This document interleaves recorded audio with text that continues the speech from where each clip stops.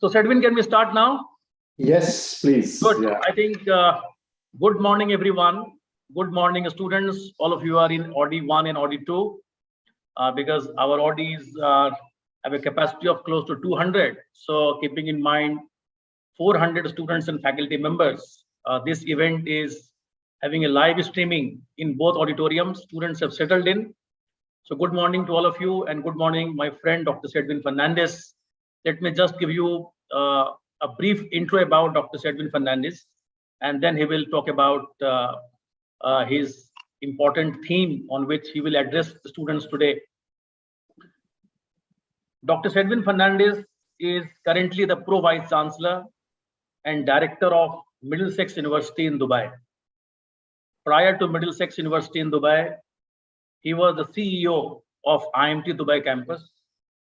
He was Chair of Graduate Studies at University of Wollongong in Dubai. And for more than a decade, he was associated with Saudi Arabian Airlines. And he was in charge of international projects investment in the company. Sedwin is a very prominent speaker, lecturer, and researcher in the area of supply chain management. He is a member of Consultative Committee of the Supply Chain on Logistics Group. He has been a judge at the SCATA Supply Chain Awards, the LogMe and Airline Business Awards, and a regular speaker at industry events. He has won several research awards and celebrated as a high-performance academic leader. During his tenure, Middlesex University Dubai emerged as the largest private university in Dubai with the highest quality ratings. I had a privilege to work with Sedwin in the University of Wollongong, Dubai, and also in Middlesex University in Dubai. So whatever I have said, I can vouch that he is above what he said just now. So thank you, Sedwin, for being part of this induction orientation program of Jaipuria Noida campus. Just to tell you that we are a very large group with 4 campuses. The oldest one is Lucknow. Noida is almost 19 years old. Then we have a Jaipur and Indore campus. We recruit 360 students who pursue MBA program for 2 years with us. Our placement record is fantastic.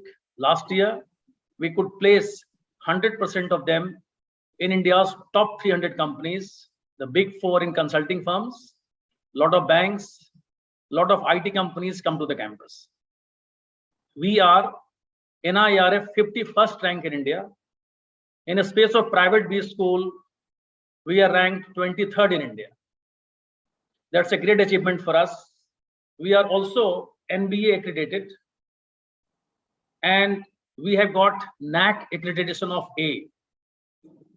We are also a member of ACSB, and this is our 3rd year of ACSB.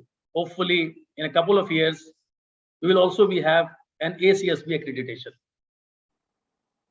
Our faculty, we have got 40 plus full-time faculty member with us in the campus, and they have published almost 100 plus papers in ABDC A, A star, B, and also in FT50 category. So that is what a brief introduction about Jaipuria Noida campus. Dr. Sedwin has kindly consented to be a chief guest for this orientation event today. And I requested him to speak on a very important topic. Reason being is that looking at his background and his achievements, I requested him to speak on global perspective on management education. So the theme what he chose is who wants to be a manager and international perspective. He will speak for around 35 to 40 minutes. The students have already given me some questions to ask him, but then still, as long as the speech goes on, I will request the students to ask questions and pass on to the SEC members so that in Q&A round, I can ask these questions to Dr. Sedwin Fernandez. Sedwin, we have a tradition to welcome our guest by offering a green certificate, and in a virtual mode, this is the best way to start with. But once you are in a campus, obviously we offer you in a physical mode. So this green certificate is honored with a bountiful tree in Sundarban National Park, West Bengal. This is planted in your name, and you can always see the progress of this tree by locating through online and putting the certificate number on the link. So with this, thank you very much.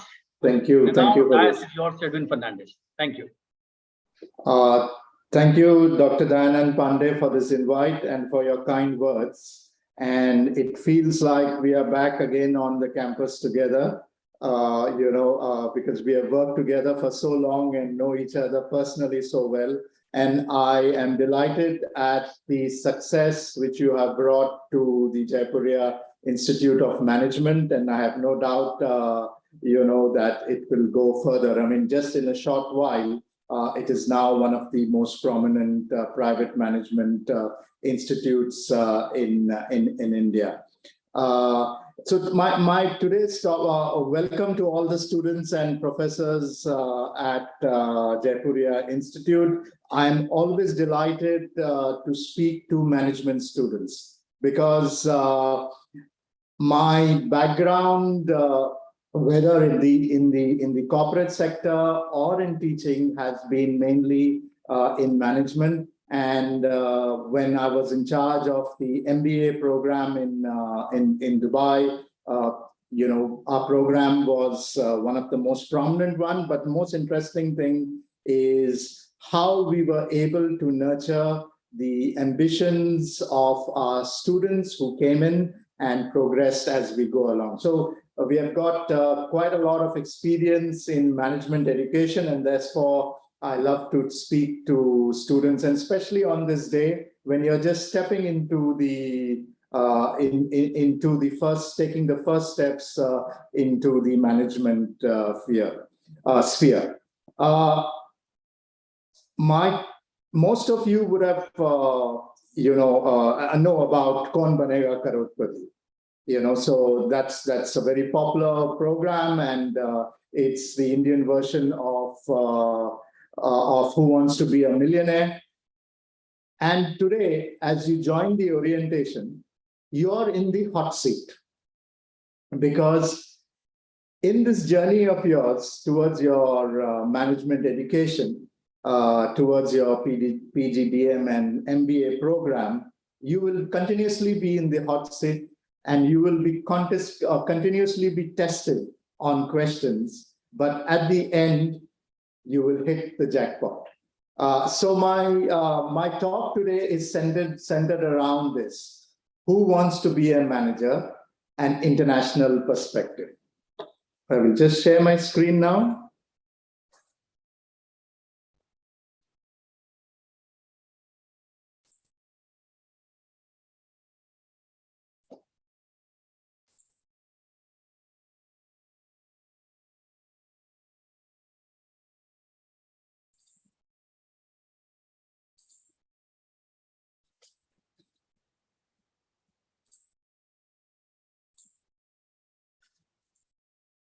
So first, just a brief of who we are at Middlesex University, Dubai. So we are a branch campus of Middlesex University in London, and this is our 17th year in Dubai. And as Dr. Pandey said, we are the largest private university, not only in Dubai, but also in the region, I think. And we are definitely the largest UK branch campus, at least one of the top two anywhere in the world. And we have over 75 programs and 118 nationalities. With Dr. Pandey, we are signing an MOU for field trips for students to come to Dubai. And I look forward to welcoming you to our campus, to interact with our students, to interact with our staff, but also to visit the absolutely dynamic city of Dubai. Dubai, as I say, is the center of the world in this age, and there are so many exciting things that are happening in Dubai, and it will be great to host all of you in Dubai during the coming year. So I look forward to welcoming you to Dubai. Thank you. So let's start with our talk today. And I would just like you to cast an eye on the profit to revenue margins for different sectors of the industry. The data is a bit dated, so there is a lot of there will be some movement in the ranking of the sectors. So these are sectors, generally all across, mainly in North America, to see what are the profitabilities of each sector. Now, there is one point actually which has not changed in spite of these many years, and that is the last one. So if you look at it, the last sector is the airline sector. And the overall airline sector shows negative returns for that particular year, but over the years it's still the same, and even now it is still the same. So the question arises is that there are so many airlines, as you know, in India, which started off and didn't manage to survive. You have the infamous Kingfisher, Damania, East West, Sara Airlines, Deccan, Modi Luft, Jet Airways, which is now reborn. And of course, internationally, you have Pan Am, which closed down, TWA, Eastern Airlines, Swiss Air, Sabina, and many more collapsed or merged under a different identity or were subsidized by the state. Yet, there are some airlines which are making excellent profits. So the question arises, in a sector where most airlines are making losses, why do some airlines make profits? And that brings me to the question of identifying that management, which is done by managers, really does matter. Otherwise, why would some airlines make profits and some don't? Especially in a sector which is airline, where there is a lot of common stuff and which we will look at. All of you are familiar with Emirates. If you have not traveled on Emirates, you would have seen advertisements, you would have seen in the cricket, they are all over the place. And you also would have seen the flight attendant on the top of Burj Khalifa changing those papers, welcoming people to Dubai and saying that Dubai is open. And so Emirates is now a phenomena and one of the biggest brands in the world. So let's see, how does Emirates do? So I've taken a normal year of 2019, 2020. And what we find is that the profitability of the 91 billion dirhams is the turnover, and the operating profit is 6.4 billion dirhams. That is over $1.25 billion. It carries 56 million passengers. But remember, the number of passengers carried, because there are no domestic flights, the revenue passenger kilometers is the 5th largest in the world. So Emirates is a huge airline. Indigo carries 67 million passengers, but they are short haul flights. Indigo is a great success story, but when we are looking at the revenues generated, because these are longer flights, the revenue passenger kilometers are 5th largest in the world. There are 270 aircraft and there are around 60,000 employees. So this airline, in a sector which does not make profits, is extremely profitable. And all over the world, there are about 10 to 15 airlines out of the 180 which are actually profitable. So why is it that some airlines make profits and others don't? There are a lot of things which are common in an airline. Okay, so it's not product differentiation too much. So you have aircraft. So most airlines will either have Airbuses or Boeings. There are a few other airlines, aircraft manufacturers, but these two are the main market share of over 90%. Pilots and cabin crew move from Qatar Airways to Emirates to Jet to Delta, all over the place. So it's not unique to a particular airline, and you can hire cabin crew and pilots from anywhere. The entertainment system which you see in the aircrafts are common to, they are purchased from a provider, and you can select what you want and you can get the same entertainment system. The food and beverages come from the same flight kitchens, so it depends. So the kitchens are the same. It just depends as to who is ordering what, which airline is ordering which different, menus. Airports and check-ins are the same. In fact, if you go to most of the airports, the airline many times has to take the ground handling of that particular airport. So you have a manager of Emirates, but maybe the ground handling will be by Air India, and so they will. So it's common to all. Yet airlines, Emirates is able to differentiate itself and make more money. Now, as far as, so a lot of the things come in with the labor costs. Labor cost is cheap in Dubai. So that's necessarily true. So it is true for non-mobile staff. So if you have, counter staff, administration staff, yes, labor costs are much cheaper than Europe, but much higher than the Indian subcontinent. So it works both there. Pilots, cabin crew generally have an international pricing with it. Otherwise, they will, because they are mobile and they can move to any country and any other airline. So yes, there is a labor cost as far as the non-flying staff is concerned. Fuel costs, are slightly cheaper, being in the Middle East, and are able to get it at a slightly cheaper rate. One of the key differentiators is location. So Dubai is nicely placed between the northern hemisphere and southern hemisphere. So it's easy to get in passengers and then get them out. And we'll talk more about this hub and spoke method. Dubai has international staff, so you can cater for an international audience. So when you go on the flight, you'll find at least 10 to 15 nationalities. When you go at the check-ins at Dubai, you'll find a whole load of nationalities.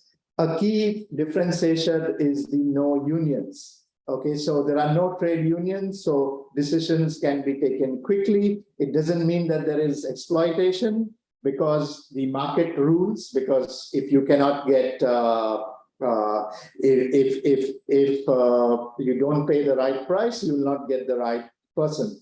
But that is a big factor when compared, especially to the Indian subcontinent, where you can't get rid of surplus labor when systems change, or where the structure changes, or in the Western countries where unions will continuously negotiate on the wages. Safety record is one of the big factors, which is a differentiator among airlines. So all of these other factors, but to me, the most important differentiator is the management. How you manage the airline, how you manage your company, how you manage your business, and all of you are going to be in that last point. And the success and the failure of a business will be on you. So no pressure, all you students. You will make or break your company and will be responsible for the success. So let's look at what are the different areas that managements make a different impact in, say, the Emirates. So I just take branding as an international airline. So managers at that stage could have said, hey, okay, let's make Emirates into an Arab airline and, give it that structure. And, maybe that's something, which will work for us and make it very distinctive, etc. But that would be very niche, because remember, Emirates carries 57+ million, and now it's 60 million passengers.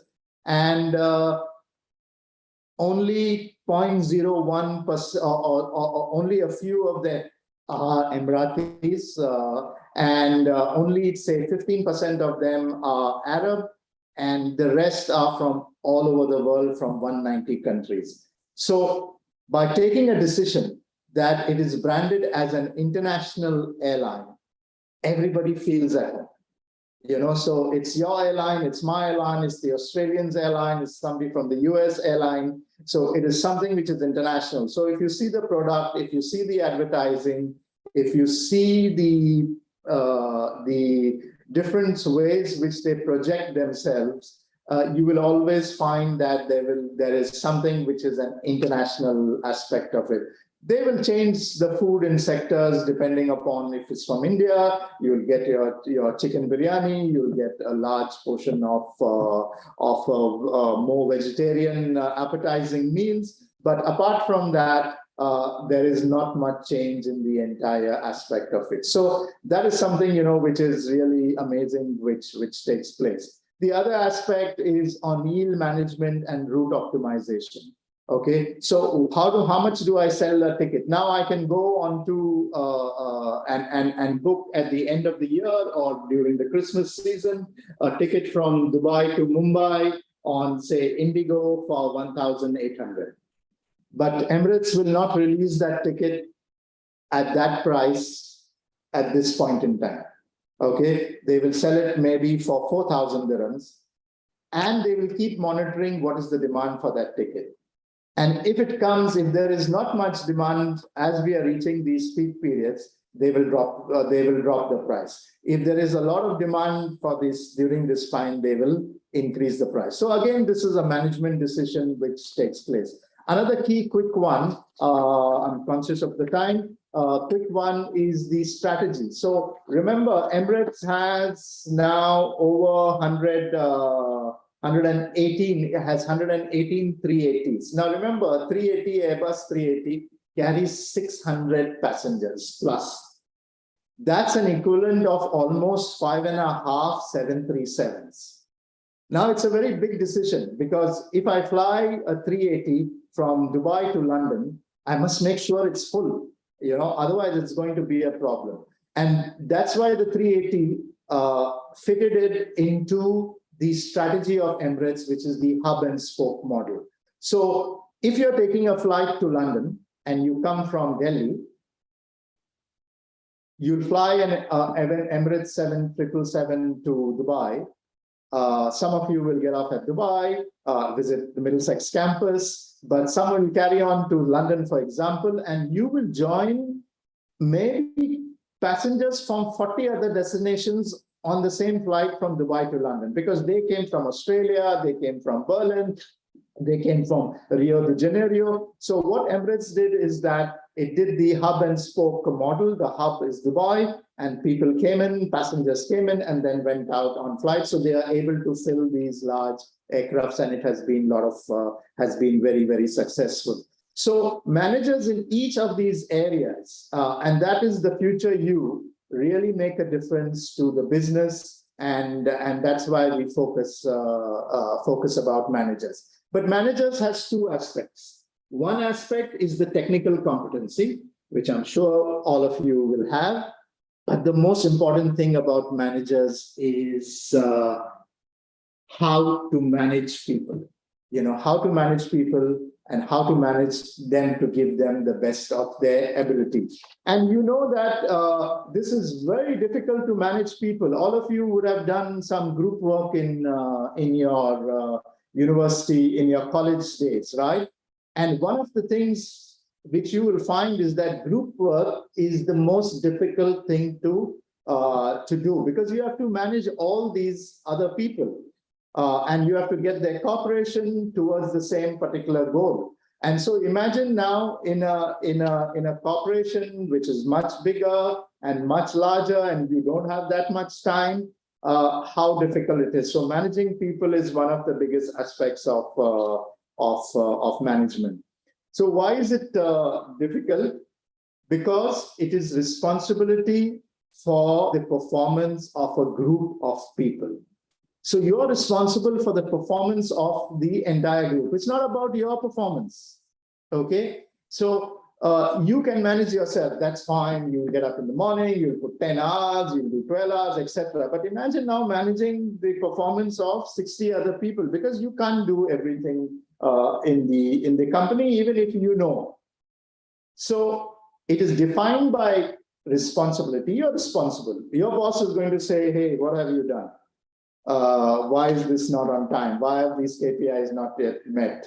So you are responsible, but you cannot do it yourself. You have to influence everybody else. So one of the important things about management is you have to influence everybody else to give up their best, go towards what is the goal, what is the company wants, towards the vision, the mission, the short-term goals, the KPIs, and to make sure that everybody is incentivized and happy and motivated to do it.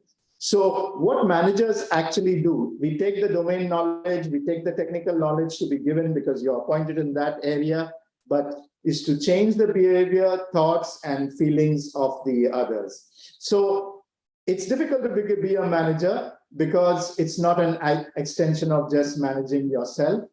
It requires personal learning and change, as Dr. Pandey and me have realized. We have come up from the ranks of lecturers and then head of schools and then head of the institutions. It is a completely different animal compared to when you are just managing yourself, taking the classes and the lectures and coming back. It's not a big deal. But when you have to manage other people, it is quite challenging, because you have to get them to do stuff because you don't have the time to do everything, even though maybe you can do it better. Your personality changes. Okay, you realize that it's a journey. You learn. One of the important things I have learned is not to react instantly. Okay, be calm. I don't send an email in anger for a week. Okay, I may write it, but I will not send it. Okay, because things just sort out, and because every day is a new day in management, and that's the exciting part of it. And the paradox is that the star performer, individual performer, rarely makes a good manager, because what happens is that, I think in cricket, most of y'all realize this, when Sachin Tendulkar, the greatest batsman, had challenges as being the captain, because he was expecting that level of performance, that level of talent from all his players. So normally a star performer is a very, very difficult, it may not necessarily be the best manager. And therefore, if you see in sport, normally the successful captains have not necessarily been the number one performers in the team. There were always the other stars. So just to give you an example, that management is really special. But what makes it more complicated is the aspects of the internationalization of business. So every business is internationalized. Okay, there is no such thing as something which is only driven by local conditions or national conditions. So if you're a manager, and so you have to take into consideration a lot of these risks, which you will learn in the course of your different aspects. So, example, you have different cultures. Okay, so what's the in one culture, it may be appropriate to give gifts, for example. In another culture, that's considered as a bribe, and you could be reported and you could have a problem. But how to manage different people in your organization or different cultures? So, for example, and in Middlesex, we have 65 different nationalities working with us, and you have to be very conscious as to how you behave with each one, because it may be mistaken your actions or your words could be mistaken in a different cultural context. So multicultural or cross-cultural studies is one of the most important aspects of management education, because all of you, I know that you all are in India now, but today Indian companies have a large percent of international workers, but a lot of you will be working for your international branches or dealing with international clients or suppliers, and you will have to have that knowledge. You have to be aware of political risks where it changes, the tax regime changes, your permit system changes. So that's quite common. Information risks relating to, your patents, your copyrights, and how will it issue. Supply chain risks, the pandemic really highlighted this, and how, as a manager, you have to be really on top of it. You can't say that, when your normal reorder thing comes in and you put in the reorder and it's 6 months to for the supplies to reach you. So you have to be proactive and be worried about that. Foreign exchange risk, we are facing this in India, which is impacting our intake from India. The Indian rupee went from 70 to 80. And that makes an impact on the pricing of your products. It's good for exporters, a challenge for importers. You have to be aware of it. And payment risk, where somebody will, just not pay you. So how do you take insurance against that? And Dr. Pandey is the risk expert, and he advises a lot of international companies on country risks and all of these risks and how to mitigate against these. So after frightening you as to what are the challenges of management, who wants to be a manager now? And I would really encourage you that it is one of the most exciting jobs. Every day is a new day. Every day is a new challenge. There is not a single day I am bored in this job. Sometimes I'm upset. Sometimes I'm extremely happy, and it's great. But I'm never bored, and that's something which is really exciting. And even though the challenges of management are immense, you have joined an excellent institute and an excellent programs which will provide you with the skills and competencies to be successful in management. So an MBA program or a PGDM program or a management program is not about domain knowledge. So you will not become a CA in accounting, but you'll have enough knowledge of accounting to understand a balance sheet, to understand accounts posting, the challenges of finance, operations, marketing. You could be somebody who has no background in marketing, but as a business, you should know everything of everything. And that's why I'm very impressed, not very impressed. I should not be saying that, but that's why I was so taken up with, Sir Tim Clark, who's the CEO of Emirates Airline. I was watching an interview of his. By the way, Sir Tim Clark is honorary doctorate of Middlesex University, Dubai, and we have many honorary doctorates given to the builders of Dubai. But coming back to the CEO of Emirates interview, he was going through this interview, where people were shooting questions at him, a panel was shooting questions at him. He knew everything or something of everything, from food catering to what type of engines, to fuel costs, to insurance, to legal rules, to security issues, to airline Airbus and Boeing issues. It's really amazing. And so as CEO, it just, you have to be familiar with all aspects of the business. You cannot be just sitting in your silo. And that's why you have the management salaries are 10x times the average salary of an employee in the company. And the reason for that is that you're getting rewarded, but you are also responsible. Okay, because if you don't meet the expectations of your stakeholders, you're out. Okay. Somebody who is sitting in an admin position can just input invoices, and if you sit on the desk and you work hard enough, all your invoices will be completed. But in management, you don't know. You don't know whether you'll get that revenue. You don't know whether you'll get that yield. You don't know what's going to happen next. So you have to constantly be alert. So you are very fortunate to, and I congratulate you on joining Jaipuria Institute of Management, because you have come to the right place. It will give you all the skill set and competencies to be a manager and start this really, really exciting journey of management, which will change your life. So congratulations and all the best. And I look forward to welcoming you to Middlesex University, Dubai. And Dr. Pandey has very kindly invited me also to your institute.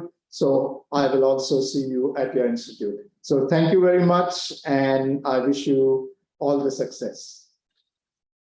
Thank you, Sedwin. I think you had the best time management. You just finished at 11:34. I mean, without having any hint. And the best part is that the entire speech was so well structured. I mean, I can think about each slide and the way slides progressed. And you explained for a budding manager that why this program is so challenging and what does a manager is all about. And you took the example of Emirates Airlines, which all of us have been using for a long time. And I hope that students who are all here, probably they will get a chance to use it and they can see the difference. And one thing which you talked about is the differentiator. Out of a lot of similarities across airlines, and the differentiator, you said that management is a differentiator. And then the slides picked up further and talked about that what makes management a true differentiator in what sense. So you just explained all the challenges to become a manager, but then in the end, the best part was that those challenges were projected as an opportunity for a person. That when you face a challenge, how to overcome it.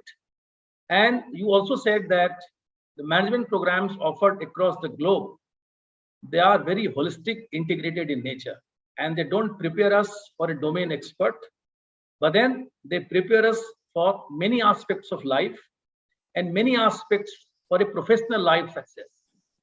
I think the entire presentation and the way you explained them, I'm quite confident that each of my students who are sitting there must have been extremely benefited. And I would be extremely happy that next time when you will have India trip, or maybe you can be our guest anytime, they would love to hear you face to face. So I must thank you, Sedwin, for also telling us that students of Jaipuria are welcome in the campus in Dubai of Middlesex, and they can take the advantage of the best of the faculty in Middlesex who have got a global perspective. And also they can experience the city, the industry tour, and many things being in Dubai as a part of our exchange program between Jaipuria, Noida, and Middlesex Dubai campus. I must compliment you and thank you for this. Your topic about who wants to be a manager and international perspective is completely justified. Now, I have got many questions which have been asked by the students, and it has come in my WhatsApp right now because I opened it for the students. And also this chief guest address of yours was live streamed on YouTube and Facebook. So a few questions have also come from those parts also. So let me start with the first question. The idea of globalization, which started quite long back. I think both of us students of economics, and we know that our own Indian economist Jagdish Bhagwati was a great proponent of globalization, and then comparative advantage on competitive advantage. A lot of things were talked about in this context, and companies and countries have benefited because of globalization. But in the current context, when we look at the entire world, there is a lot of reversal happening on this idea. A lot of things are happening in the name of deglobalization, because many countries are trying to project from a nationalistic point of view. The nationalistic fervor is getting more stronger in many countries. And even in case of India, like ideas of Make in India. Even the US for the first time indicated a kind of a, some kind of a blocking imports from China in some sense, they did not display in proper manner, but then the kind of a agreement they had in WTO with China was a kind of a blocking of imports. And also the wars and the Cold War happening in many countries, that is creating an idea of deglobalization. So in that context, I want to ask you how relevant it is for the young budding managers to think about a global manager. Because if that continues, then will they be doing in the right path to, aspire to become a global manager? Or they should stop aspiring on that and they should work on working for India and maybe, some parts closer to India, something like this. Yeah. Thank you for that question. I think, yes, there have been challenges to globalization in the past few years, but this is an outstanding opportunity for the world to put globalization right. Because in the globalization 1.0, the countries where which were providing services at a cheaper rate, like China and maybe Russia as far as the gas goes, or there was not much attention paid to the nature of those governments. So for an Indian manager, this is an outstanding opportunity, because what we believe is that countries, democratic countries, liberal countries all over the world will come together and will form international business networks rather than just not worrying about the political system in a particular country. So globalization is here to stay. And I think it's much bigger for India, because we'll find that because India has the talent, it has the capacity, it has the democratic dividend, it has the government, it has the facilities, and the West, which is looking for a lot of moving out of China. I think the opportunity is fantastic for India, and I'm very, very pleased that we have a very proactive government which is taking really which is currently negotiating with everyone to ensure that the Make in India is successful, and a lot of these opportunities will come to India. So I think the Indian manager should think global, and because that's where we are going to go. Thank you. I think one question has come from a student right now. The previous question was asked by a student only, but he could not mention his name. Here is a question from Mr. Ayush. He says that, do you think that the success of Emirates is because of its owned, managed and run by a government which is not democratic? And it is obviously a family kind of a business in true sense of the term. But then managing a business in a democratic environment like India is always a huge challenge. So do you think that the example of Emirates is replicable in corporate world in a democratic setup like India? So yeah, that's a very good question, and there are always challenges in a democracy, especially if it is publicly owned. But at the same time, India has some outstanding example of private sector successes, whether it's the Tata Group, whether it's the Reliance Group, whether it's the software companies from Infosys to Wipro, and so there's a lot of private sector success also in India. Now in Dubai, the way it operates, the government really doesn't subsidize any of these entities. So whether it is a lot of the things about DP World, or whether it's Emirates, some of the biggest brand names, Jumeirah Groups. So these are private sector entities the government has a stake in, but does not influence. And they have to be financially independent. So a lot of people mistake that the Dubai government subsidizes and gives money to all these entities. It doesn't. It says you manage, and you have to be successful on your own.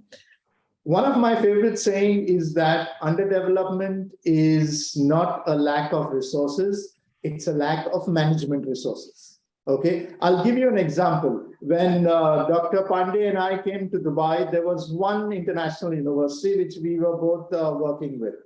Okay, and that had 660 students, and that was it. And just in 2003, just with the stroke of a policy change,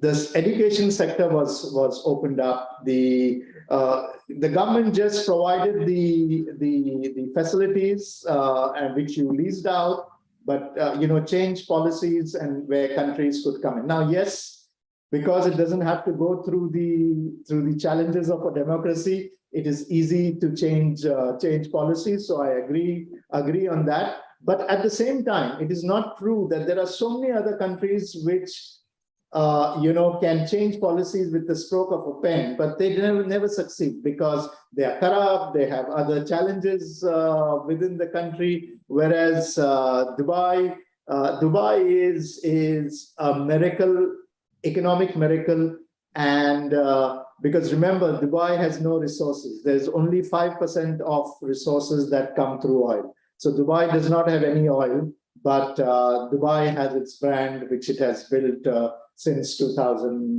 mainly since 2000. Yeah. So yes, I agree to a part of the question, but in Dubai, if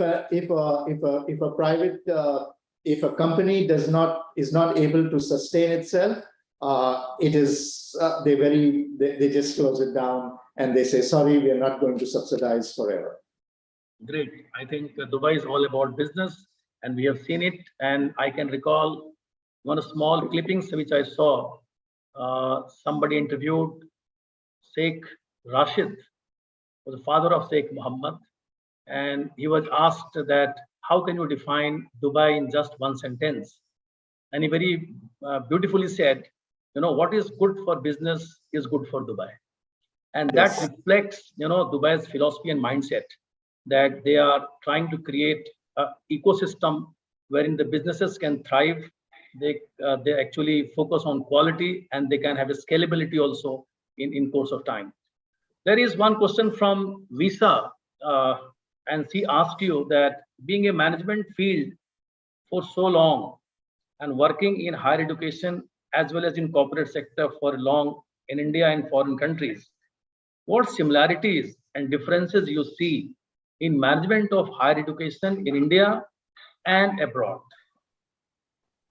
I mean, I can see because I've experienced it, but maybe Right. you have something to say on that.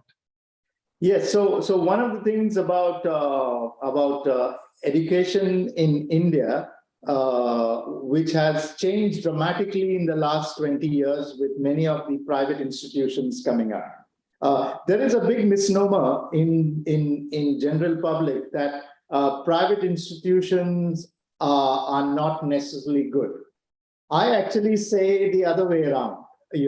Public institutions, sometimes most of them are not necessarily good because they are not responsible. Today, a private institution has to stand on its own financial viability.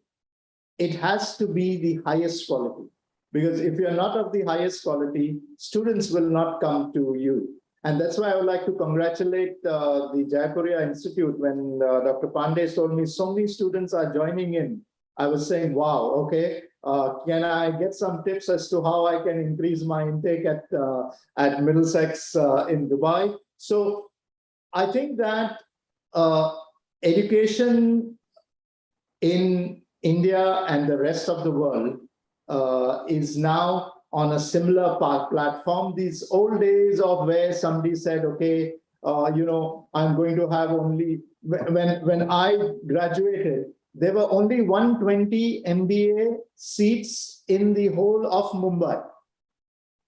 Okay. In Mumbai University, there were only 120 university seats. It was easy for me to get into Harvard. I didn't get into Harvard, but it was easy to get into Harvard, then into Chetna College in Mumbai. for the MBA program. So I think it is a fascinating development of private institutions which have come up, and they are also of the highest quality, because there are so many institutions, if you're not of the quality, people will not come to you. So that's why the track record of Jaipuria is so impressive as far as the type of students, the placements, and the alumni, and the networking with the industry, and which I think is a real. So competition is really the great leveler, and it will quality and growth go simultaneously. I think many questions are coming, Shedwin, but then in interest of time, I can take only 2 right now. Okay. Then maybe next time when you are in the campus face to face, hopefully they can ask you directly questions and you can answer. We can organize maybe a kind of a face-to-face Q&A sessions with you, because I have got almost more than 50-60 questions right now on my desk. Okay. So just 2 questions I have picked up. Okay. Student called Ananya has asked you a question now. What is a good way for a student to develop a global perspective? Yeah, so that's a very good question, Ananya. Thank you for that. The global perspective, I think, is, see, the challenge for an Indian student is that we go to schools which are 100% Indian nationals. We come to universities again 100%. So I think one of the ways of global perspective is to look at also international media.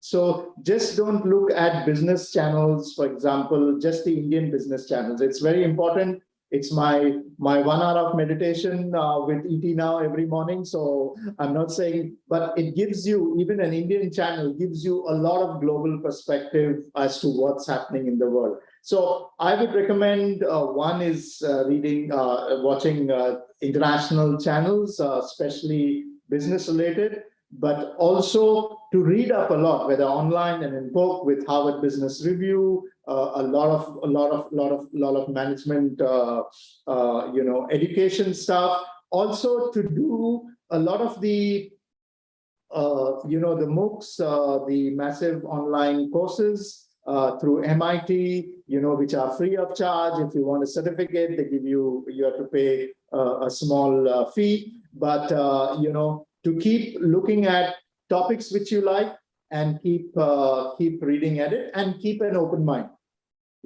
So what is culturally good in one country may not be good in another country. So don't be judgmental. So one of the big advantage of being a global perspective is not to be judgmental, not to be make decisions based on how somebody is dressed, or what is his accent, or what is her accent, or what are they, or how they are dealing with something. So make a judgment after a particular time. But a very good question, and I will really engage, and I'm sure during the course of your studies there, your institute will be getting you a lot of international perspectives and people from different industries with an international outlook.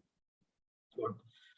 I think last question for Sedwin is from a student who has not given the name, that you talked about why is becoming a manager so difficult, and you spoke about star individual performers. So he's asking about mantras for managing a star performance.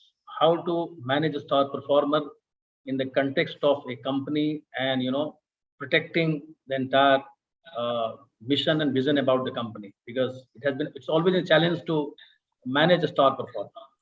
That's absolutely correct, and that's really insightful for somebody who is just starting off in a management study. So thank you for that question.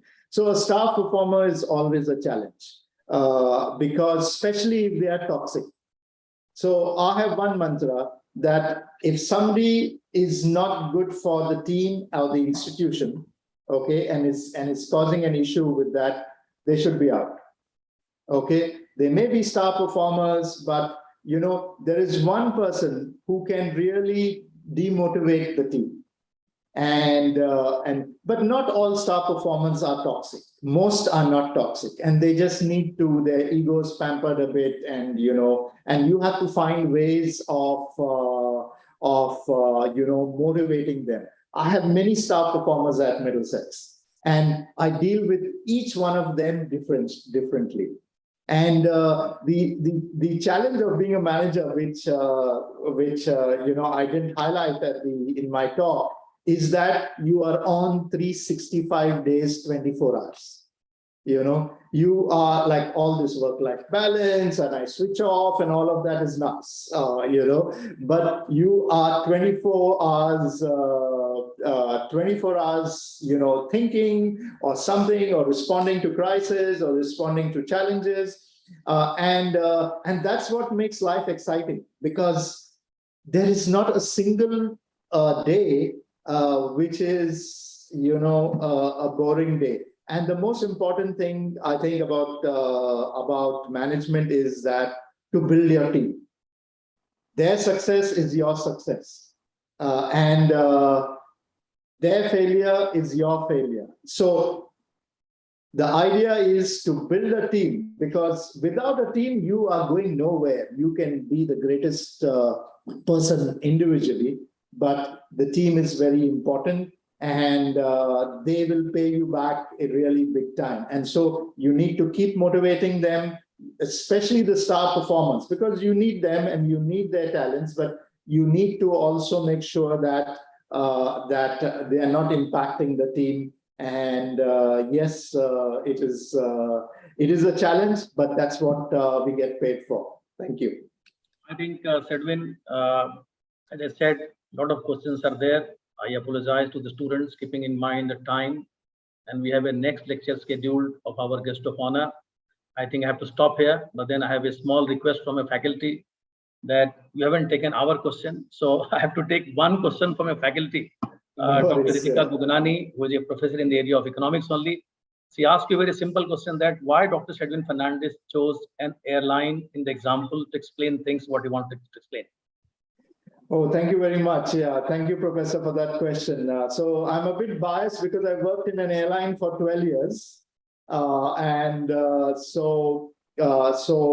also feel that an airline, is very international and very multicultural, and faces many aspects, as I showed in my slide, of which a manager faces in different areas. And so what happens is that if I take an education institution, the different aspects like safety, security, food, catering, etc., are not a big challenges in education. But an airline, covers the entire range of different aspects of a business, and so that's the reason why airline makes a good example. And a lot of people are able to identify with the airline example, because it's out there.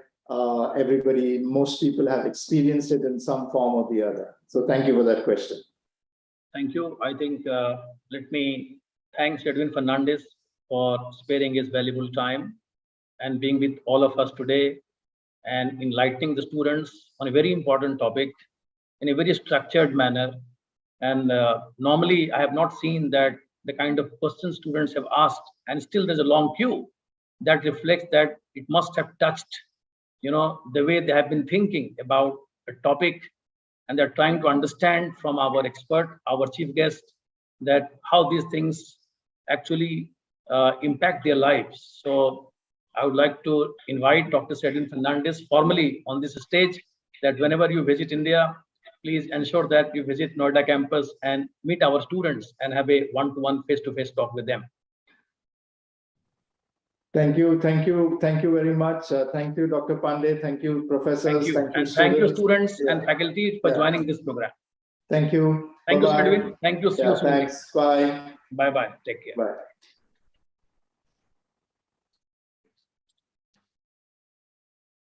So I was looking at the right place.